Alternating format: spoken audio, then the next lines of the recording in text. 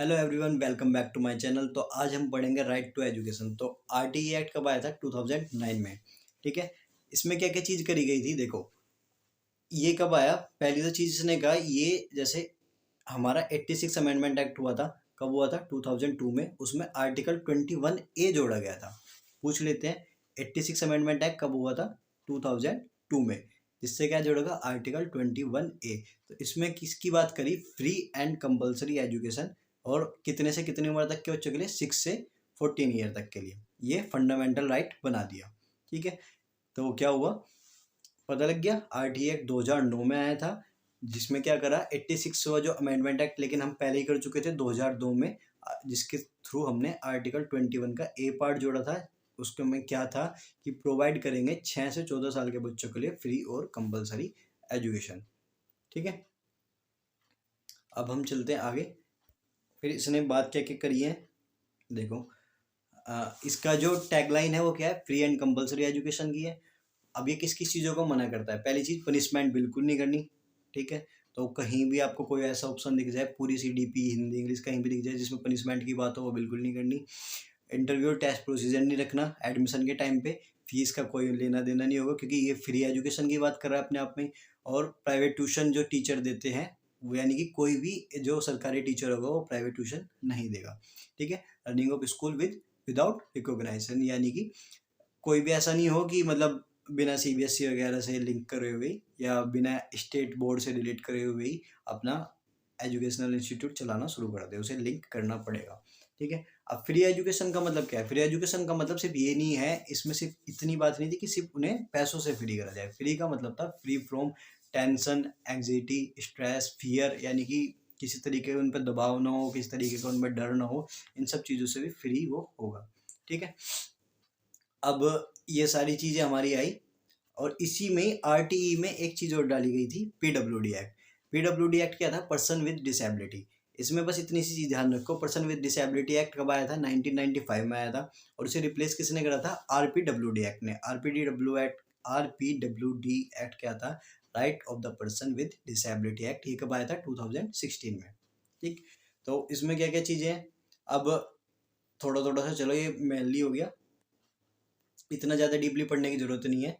ये तब की बात होगी अगर हमें आरटी बहुत ज़्यादा डीपली पढ़ना हो। लेकिन हमें क्या पढ़ना है? रिवीजन के थ्रू से हम बस इस पॉइंट को समझते हैं, यहाँ पे ये खत्म हो जाएगी।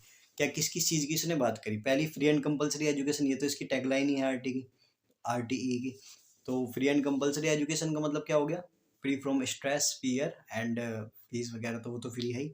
और पीपल टीचर की बात करी है, यानी कि 40:1 होना चाहिए। 40:1 का मतलब क्या है? 40 बच्चों पे एक टीचर मिनिमम होना चाहिए। नंबर ऑफ वर्किंग डे 200 या 220 डेज, इससे ज़्यादा नहीं होने चाहिए। एक वीक में 45 घंटे से ज़्यादा का काम ना कराएं। और स्कूल क्या हो? 1 से 3 किलोमीटर की रेंज में कोशिश करें हम स्कूल को पहुंचाया जाए। ठीक है। No denial of admission and transfer, no corporal punishment. यानी कि ऐसा ना हो कि जैसे कई बार कहते हैं ना कि मान लो किसी को, बच्चे को दूर स्कूल पढ़ रहा है, तो वो कहता है हमारे पास वाले स्कूल में ट्रांसफ़र कर दो। तो उसके लिए कोई मना नहीं करेगा, आराम से इजीली उसका ट्रांसफ़र कराया जाएगा। और पनिशमेंट नहीं देनी है किसी भी तरीके से। क्वालिफाइड टीचर होने चाहिए, और स्कूल मैनेजमेंट कमेटी को वहीं पे हमेशा प्रेजेंट रहना चाहिए। ठीक। तो ये सारी चीज़ आरटी की थी। बेसिकली बस इतना सा ही पॉइंट था, ये आपको समझ में आ गया होगा। बाकी ये सारी चीज़ें कहीं काम नहीं आनी है, माइक्रो टीचिंग वगैरह, मतलब सीटेट के थ्रू से तो नहीं आनी है। और क्या आ सकता है? ब्लूम टैक्सोनॉमी देख लेते हैं। ब्लूम टैक्सोनॉमी की छोटा सा ये टॉपिक इसे देखते हैं। इसकी ब्लूम टैक्सोनॉमी की टोपी से ध्यान रख लो। मतलब ऐसा कोई क्वेश्चन नहीं आया नहीं है, इस पर बहुत रेयर ही आ रहे हैं। लेकिन ये पूछ सकते हैं इसके किस किस पे बात करिए। तो ब्लूम टैक्सोनॉमी ने 3 एस्पेक्ट बताए हैं। कौन कौन से? कैप से कॉग्निटिव, अफेक्टिव, साइकोमोटर। तो कॉग्निटिव को तो हम समझ चुके हैं। कॉग्निटिव का मतलब दिमाग से हो गया। अफेक्टिव का मतलब इमोशन या हार्ट से बात करते हैं। और साइकोमोटर का मतलब ये बात करते हैं मोटर स्किल, यानी कि अपनी मसल्स वगैरह से रिलेटेड वे सारी चीज़ें होगी। तो कैप हो गया। अब ये 5 टर्म है, बेसिक बेसिक से, इन्हें और समझ लेते हैं, फिर इस वीडियो को क्लोज करेंगे। सबसे पहली चीज़, नॉलेज क्या होती है? नॉलेज होती है the ability to recall information. जो कुछ भी हमने याद कर लिया, ठीक है, उस चीज़ को रिवाइज करना। यानी कि जो चीज़ भी हमारी इन्फॉर्मेशन हमारे पास रखी हुई है, मान लो हमने एक चीज़ के बारे में पढ़ लिया, वो हमें समझ में आ गई, तो उस चीज़ को रिकॉल करना यानी कि रिवाइज करना, वो क्या होगी? हमारी नॉलेज कहलाएगी। दूसरी चीज़ होती है कॉम्प्रिहेंशन। इसका मतलब क्या होता है? जो लिखा हुआ है उसे एज इट इज समझना, मतलब इसमें अपना दिमाग नहीं लगाना। जैसे हम कॉम्प्रिहेंशन पैसेज देते हैं ना, इंग्लिश में भी आएगा हिंदी में भी आएगा, इसका मतलब क्या होता है, अपना दिमाग बिल्कुल नहीं लगाना। अगर उसमें लिखा है कि तुम पागल हो तो भाई मान लेना कि तुम पागल हो, ये नहीं बताना कि मैं पागल हूँ, ठीक है। तो कॉम्प्रिहेंशन वो चीज़ बतानी जो लिखी हुई है एज इट इज। एप्लीकेशन अपनी नॉलेज को जो हमने सीख लिया उसे किसी नई सिचुएशन पे अप्लाई करके देखना, एप्लीकेशन से निकलेगा अप्लाई, ठीक है।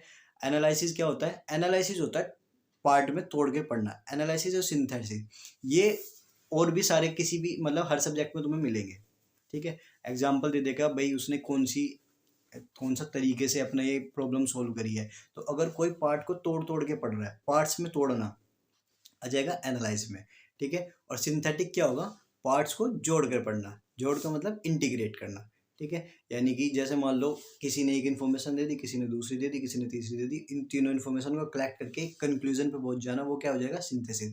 और एक बड़ी इन्फॉर्मेशन से हम उसे छोटे छोटे पार्ट में तोड़ के छोटी छोटी बात समझ रहे हैं उससे, तो वो क्या आएगा, एनालिसिस। अब आते हैं एवेल्यूशन। एवेल्यूशन का सीधा मतलब होता है जजमेंट से, ठीक है। एवेल्यूशन का सीधा मतलब जजमेंट से। क्या करना है एवेल्यूशन में, यानी कि जब भी हम एग्जाम वगैरह ले लेंगे उसके बाद जो भी रिजल्ट आता है वो सारी चीज़ होगी, किसी का भी आकलन क्या कहलाएगा, वो जजमेंट कहलाएगा, ठीक। तो आई होप आपको ये समझ में आ गया होगा। आज का टॉपिक हम यही खत्म करते हैं, उसके बाद इंक्लूसिव वगैरह आएगा। मिलते हैं नेक्स्ट वीडियो के साथ।